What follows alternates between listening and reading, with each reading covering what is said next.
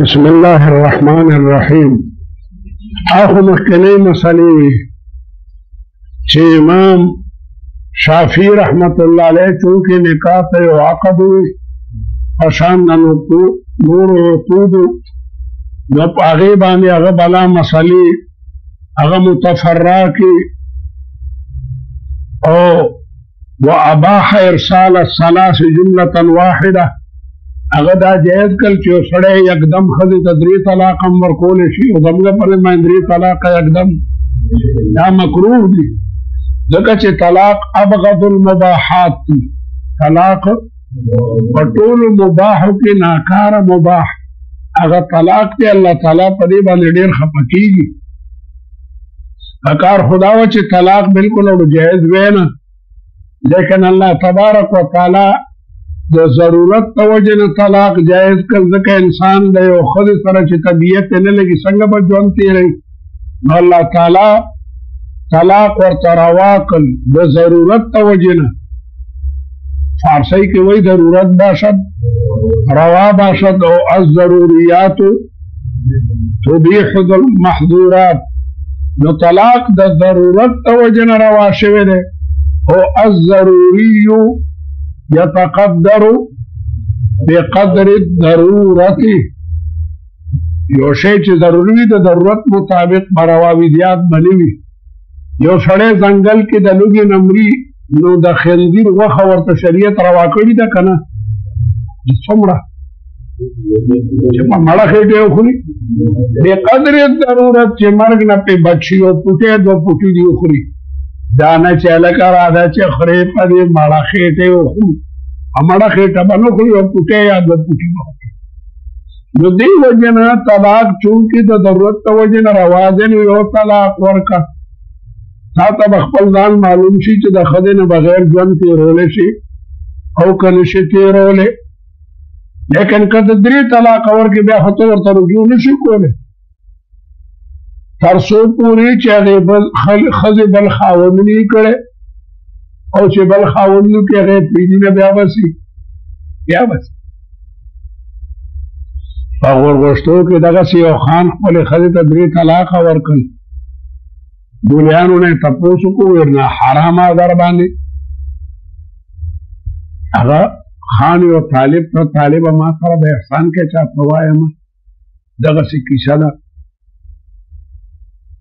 فلوان دورا وصل گواهان و مولات دی طالب سر ما دا خد نکاح طلا خد خدا غنا و بیا کوخه طالب دا خد سر نکاح کا خد طالب تو کدی طلاق را تراکو نو ډیر ظالم به ګوره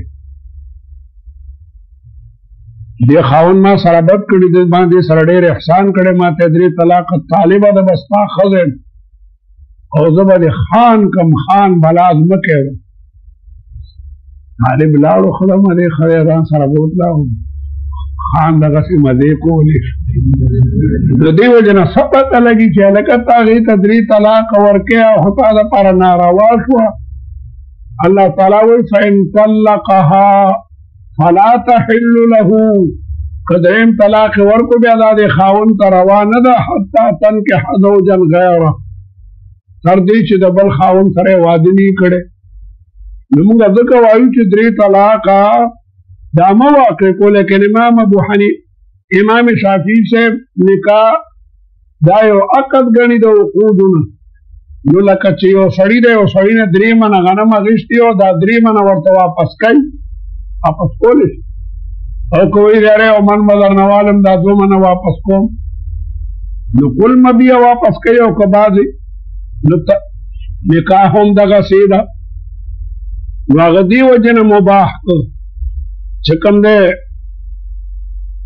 واباح ارسال الصلاة جملة واحدة وجعل عقد النکاح قابلا للفسخ بالخلع خلع دیتا وی چی یو سڑے خضتا طلاق نور که یو خضا وی نما تا طلاق راکے خاون ورته دتا ته طلاق پدې شرط در کوم چې ما ته خپل مہر واپس کې ما خو تا ته 100 روپۍ مہر درکړل د وسیله ما نه طلاق غواړي ما ته خپل مہر واپس کړ ښځې ورته 10,000 روپۍ مهر چې کوم دن ورکړو نو دې سره فسخه د نکاح راغله، نکاح فسخه شو.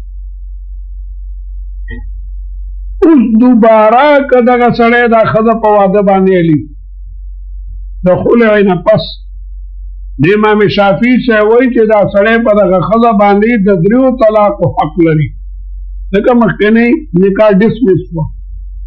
اوس د جدیده نکاح کې هر سړي دپاره شریعت د 100 طلاقو اجازت ورکړی او زمونږ په نظم باندې خلع طلاق باین دی.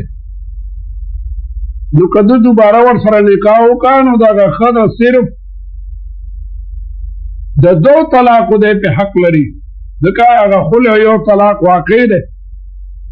نو په دې صورت کې که چېرې دی دوباره واده کوي نو دی پې صرف د 2 طلاق حق لري. یو طلاق هر انسان ته شریعت 3 کارتوسه ورکړي دي چې دا استعمالولی شي. د یو طالب چې یو کارتوس استعمال کی چریتې ووتې نو د سره صرف 2 کارتوسه پاتې دي، هغه 2 استعمالولی شي. دارنګې دا بله مسله راوړاندې شوه چې درته وایي چې وکذلک قوله تعالی، دارنګې دا قول د الله تعالی حتی تنکح زوجا، دام خاص د کتاب الله دی او خاص د کتاب الله واجب العملی. که دا خاص د کتاب الله سره چرته د خبرې واحده یا د قیاس ټکر رااله نو که په دواړو عمل کېدی شي طالب بیا خو خیر دی، بیا درته سنې مده که چې الاعمال اولا من الاهمال.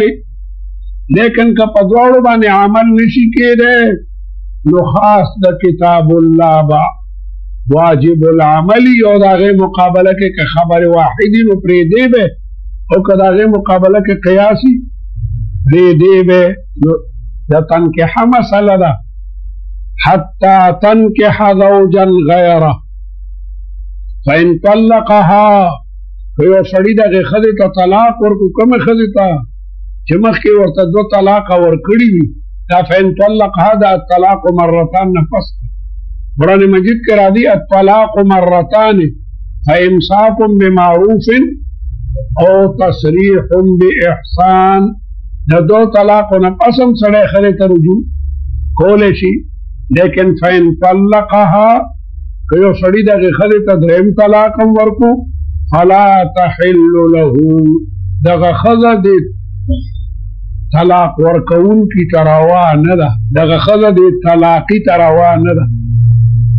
فلا تحل له حتی تنکحا، تر دې چې دغه ښځه نکاح وتړي زوجا غیره د بل خاوند سره.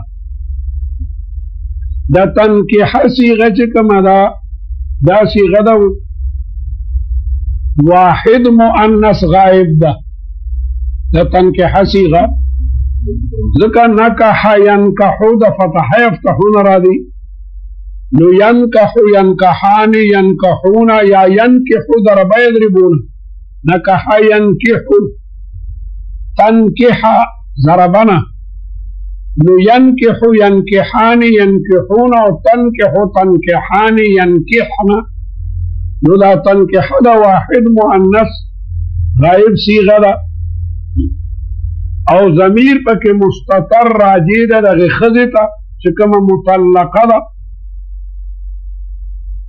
د دې نه دا معلومه شوه چې ښځه په خپله هم نکاح کولی شي.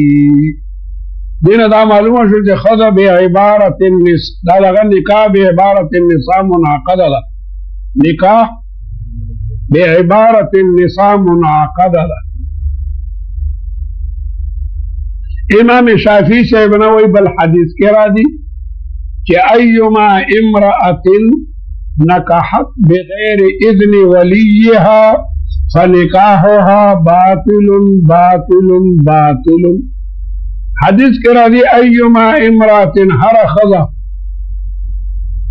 نکحت چې وادو کی بغیر اذن ولیها بغیر د اذن د ولینا، ولی د ښځې پلار او تره او رور او مشر ته ویلی شي.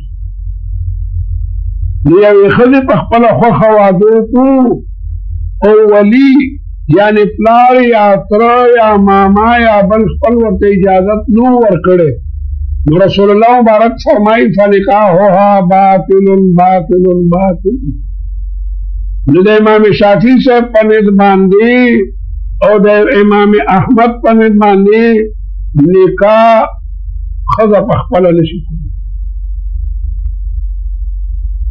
نو هغه خبرې واحد ته لګیا دی ترجیح ورکوي. موږ وایو آیت څه دی؟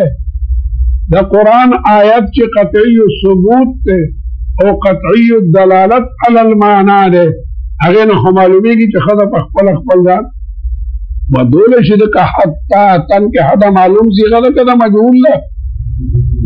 د معلوم صیغه ده. کو تنکح نه بیا حتی چې واده کړی شي نو ټیک ته موږ ولي بیا واده وي. بل کې خو د تنکح د معلوم صیغه راغلې ده چې تر دې د ښځه په نکاح باندې والي زوجن غیره بل خاوند.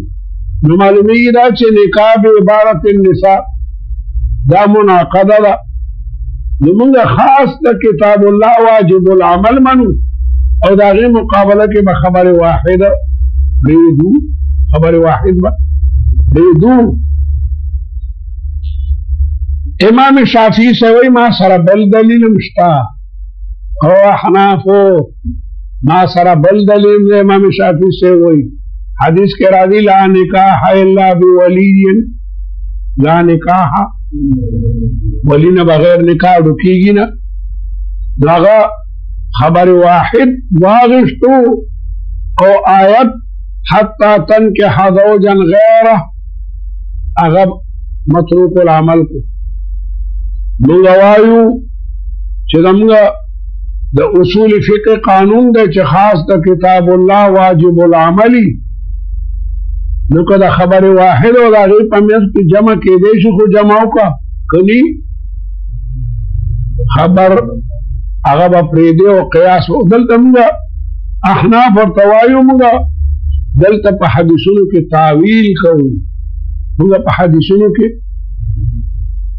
ته چې لا نکاح الا بولی یا دا نهی دا یا دا نفی دا. لا نکاح الا بولی یا دا نهی دا یعنی لا تنکح النکاح. نو دا نهی شفقتن دا.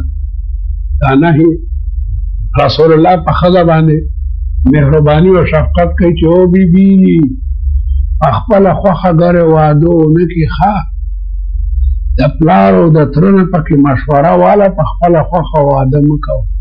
نو نهي شفقتن دا ځکه ښځه غریبه ناقصات العقل ښځه چې ده که نه دا ناقصات العقل. بل ښځې ته سړي څه معلومي؟ د سړو تعلق خو د سړو سره دی. نو سړي ته پته لګي چې پلانکی سړی څنګه دی. ښځه غریبه خو کله نا کله چېرته په دیوال باندې څپیا کېږدي، پارسنګ یې درولی دی په دیوال څپیا کېږدي او دیوال نه کله نا کله خپل وکتل د په لاره باندې یو سړی تېرېدو ښه لونګۍ والي وه. دې ښځې ویله دا به زما ښه خاوند وي، که دې سره مې نکاح وکړه په خپله خوښه یې نکاح وکړه او هغه ښه لونګۍ والي وه زبردست. او چې واده یې وشو درې څلور ورځې پس پته ولګېد دا خو انتهایي غریب و.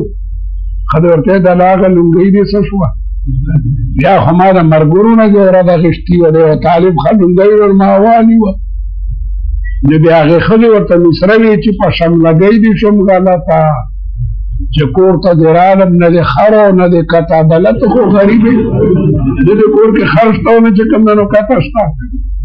دا خو غریب سپیا کې چپل نه په لاره یو سړی تېرېدو پردی لونګۍ والي وه. نو بیا دا سړی به ډېر مالداره وي.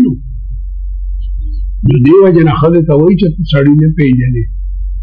ته سړي پېژنې نه، په ظاهر صورت غلط د سړي مشه او دننه ګوره چې مټاک ته او که چغزي ته به پاکوړو دوکه شي او پکې مټاکي. نو په ظاهر صورت کله نه کله ښځې دوکه شي.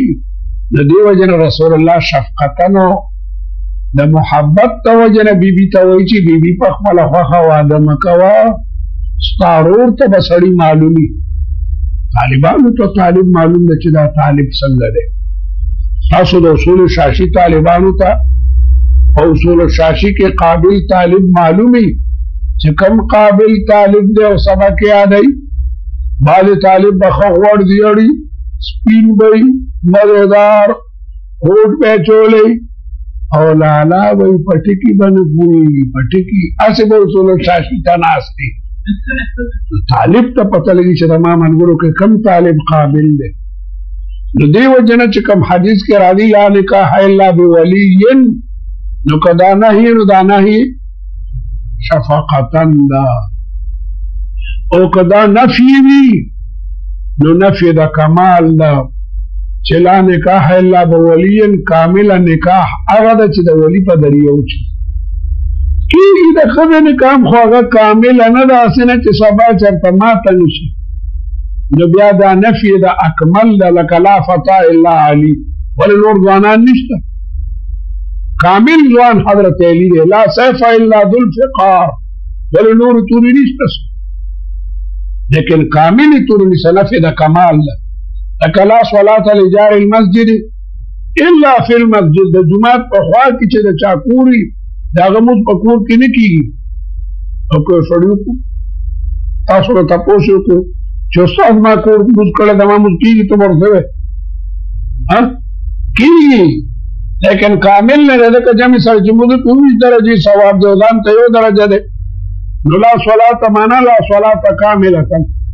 نو دلته کې لا نکاح الا بولي نه مراد کامل نکاح هغه ده چې د ولی په اجازه وي.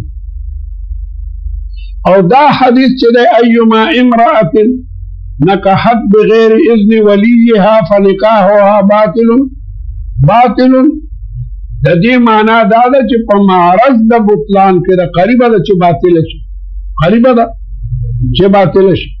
او موږ وایي نکاح ځکه صحیح ده چې په حدیث کې راځي پیغمبر علیه الصلاۃ والسلام فرمایي که نکاح وشو نو مهر به ورکوي. نو د مهر د ورکولو نه دا معلومه شو چې نکاح صحیح ده، په زنا څوک مهر ورکوي. د دې وجې نه موږ وایو نکاح صحیح ده، ځکه تنکحه کې صیغه د مؤنث غایبې ده او نسبت د نکاح ښځې ته شوې ده تنکحه. امام ابو حنیفه رحمۃ اللہ علیہ په خاص د کتاب الله باندې عمل کوي. او دارنګه قرآن مجید کې راځي اللہ تبارک و تعالی فرمائی فلا تعدلوهن ان ينكحن ازواجهن، انت کده ينكحن صيغه د جمع مؤنث غائب ده.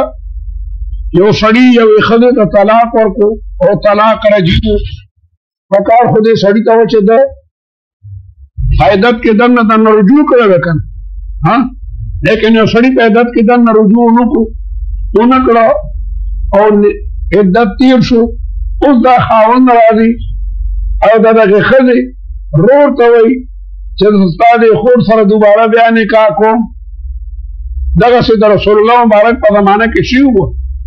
د معقل ابن یسار خور ته خاوند طلاق ورکړو، طلاق رجعي، بیا عدت تیر شو، هغه بیا راغی. نو معقل ابن یسار ورته غوسه و چې نه یې درکوم، ما در سره ښه کړي، خور مې درته په نکاح درکړي او تا طلاق ورکړو. آیت راغی که دغه زوج او زوجه په خپله کې راضي وي او دوباره نکاح کوي فلا تعدلوهن، تاسو مه منع کوئ دغه ښځې ان ینکحن ازواجهن چې د خپلو خاوندانو سره واده وکړي. هلته کې د ینکحن صیغه څه ده؟ هلته هم صیغه ته معلوم ده. نو معلومیږي دا چې ښځه په خپله خوښه باندې نکاح چې کمدنو کولی شي. بل حضرت عائشې رضی الله تعالی عنها د خپل رور لور حفصه په خپله واده کړي ده. نو معلومیږي دا چې نکاح به عبارت النساء منعقده ده. حضرت عائشې رضی الله تعالی عنها بیبي حفصه چې هغه د عبدالرحمن لور ده، بل څوک نه موجود، حضرت عائشې باقاعده هغه واده کړي ده. دارنګه حضرت عائشې او انصاریه ښځه هم واده کړي ده. نو معلومیږي دا چې نکاح به عبارت النساء منعقده ده. او ولی به نی منعقده؟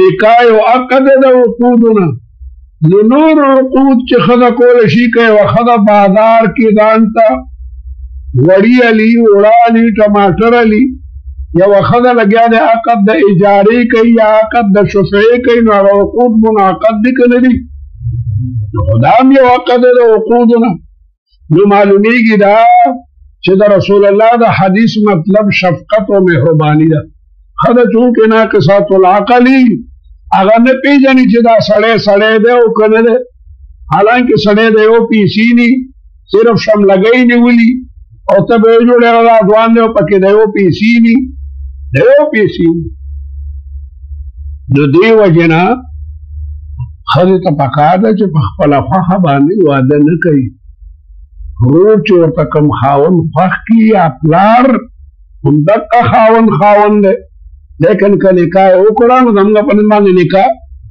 شوي ده لیکن امام شافعي رحمت الله علیه دغه نص او خاص د کتاب الله د خبر واحد د وجې نه پرېږدي نو دا بل مثال دی وکذلک قوله تعالی حتی تنکح زوجا غیره تنکحا د مؤنث صیغه ده د تنکحه نه مراد عقد دی چې دغه ښځه نکاح کولی شي د تنکحه نه مراد وطی نه ده د تنکحه نه مراد که وطی والی نو ښځه واطعه نه وي ښځه موطوعه وي ښځه واطعه وي که ښځه موطوعه وي ښه خدای تاسو ته ښځې درکړي چې په دې مسله بیا پوهېږئ واطع حتی تنکح زوجا غیره خاص فی وجود النکاح من المرأة چې وجود د نکاح د ښځې د طرف نه راتلی شي فلا یترک العمل به پس ته به نه پرېږدي عمل لاجل الخبر الواحد کما فعله الشافعي دا بدان ورته رږدی بما روي عن النبي عليه السلام أيما امرأة نكحت بغير إذن وليها فنکاحها باطل باطل باطل فدې باندې اعتراض ده چې په صبیه کې خو احناف په دې حدیث عمل کوي یو وړه ماشومه جنۍ ده او په شد بدنه ده هغې واده وکړو احناف هم وایي چې دا واده نه دی شوی نو احناف هم د دې حدیث د وجې نه خاص د کتاب الله پرېښودو او که یوې بین دی د یو طالب سره نکاح وکړه نو دا نکاح هم باطله ده نو احناف هم په خپله باندې د خبر واحد د وجې نه د آیت ځکه حتی تنکح خو عام دی چې هغه ښځه نکاح کوونکي صبیه وي او که کبیره وي او که مجنونه وي او که صحیحه وي او که حره وي او که امه وي آیت خو عام دی او احناف وایي چې د صبیې نکاح هغه نه کېږي او دارنګې د امې نه کېږي د هغې جواب دا دی چې احناف په صبیه کې ځکه دا قول کوي ځکه چې نکاح منعقد کیږي په ایجاب او په قبول سره او صبیه اهل د ایجاب او د قبول نه ده ایجاب او قبول کیږي په کلام او وړه ماشومه د څلورو پنځو کالو کلام کولی شي د دې وجې نه هلته ایجاب او قبول سره نه ده راغلی او امني کې موږ ځکه ناروا منو چې هلته کې د مولا مصالح خرابېږي دوی د خو مولا دې دپاره هغې چې د چې هغه سره به او لګیا د وین د بل طالب سره نکاح تړي ها که مولا ورته اجازت وکړو نو بیا ټیک ده هغه په خپله د خپلو مصالحو مالک دی لیکن بغیر د اذن د مولا نه هغه کولی نه شي هغه مملوکه د غیر ده نو موږ هلته بطلان د نکاح ځکه وایو چې مصالحو د مولا ته نقصان رسي پاتې شو یوه ښځه عاقله او بالغه ده ایجاب او قبول کولی شي ځان ته ځمکه اخیستی شي ځان ته جامې اخیستی شي نو نکاح یو عقد د عقودو نه هغه واده کولی شي نو په حدیثو کې چې د لا نکاح الا بولي ټکي راغلی دی یا هغه که نهي ده نو شفقتن ده او که نفي ده نو لنفي کمال ده لکه لا صلاة لجار المسجد الا فی المسجد موږ ځکه وایو چې ام المؤمنین چې لویه فقیهه ده هغې په خپله د خپل ورور د لور حفصې واده کړی دی نو معلومیږي دا چې نکاح د عبارت النساء منعقده ده، بل په حدیث کې راځي چې الایم احق بنفسها من ولیها. ایم کون د ښځې ته وایي، کون د ښځه زیاته حقداره ده په خپل واده من ولیها، هغه د خپل کور په جوړولو ښه پوهېږي د ولی نه. نو حدیث کې راځي الایم احق بنفسها من ولیها. ایم هغه ښځې ته وایي چې خاوند یې ني، خواخوړي یا واده کړی ني. نو الایم احق بنفسها من ولیها. نو دې درته وایي چې فنکاح ويتفرع منه، او د دې اختلافي مسلې نه بیا بلا فروع راوځي.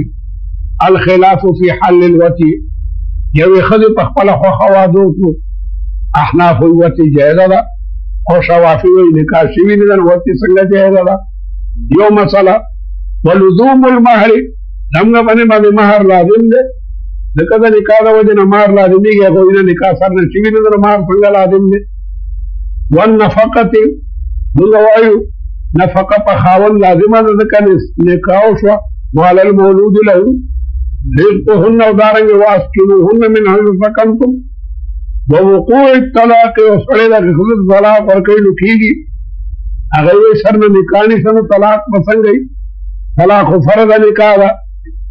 او دارنګې والنکاح بعد الطلقات الثلاث على ما ذهب إليه قدماء أصحابه بخلاف ما اختاره المتأخرون. که یو سړي د هغې ښځې ته 3 طلاق ورکړل او عدت لا نه ده تېر، او بل سړی ورسره واده کوي، شافعي صاحب وایي جایز دی، هغه وایي سر نه خو نکاح ونه، طلاق څه ضرورت دی؟ او موږ وایو دا به باقاعده عدت تېروي، ښځه باقاعده عدت چې کوم دی نو تېروي. لیکن بخلاف ما اختاره المتأخرون، متأخرون وایي نه، دې سره بل سړی واده نه شي کولی، ځکه دې سره مخکیني خاوند واده کړی او هغه امکان د دې لري چې هغه نکاح صحیح وي، لکه څنګه چې احناف وایي. د دې وجې نه که یو سړي دې ته طلاق ورکړو نو باقاعده عدت تېروي، د هغې نه پس په بل خاوند ورسره نکاح کوي. وعلى كل حال دلایل د جانبینو نه موجود دي. او ما درته ووایي چې حضرت عایشې رضی الله تعالی عنها خپله لور بي حفصه خپله واده کړي د میس کې بل سړی نشته، او دارنګې یو انصاریین واده کړي دي. او بل دلیل زموږ ایما الایم احق بنفسها من ولیها.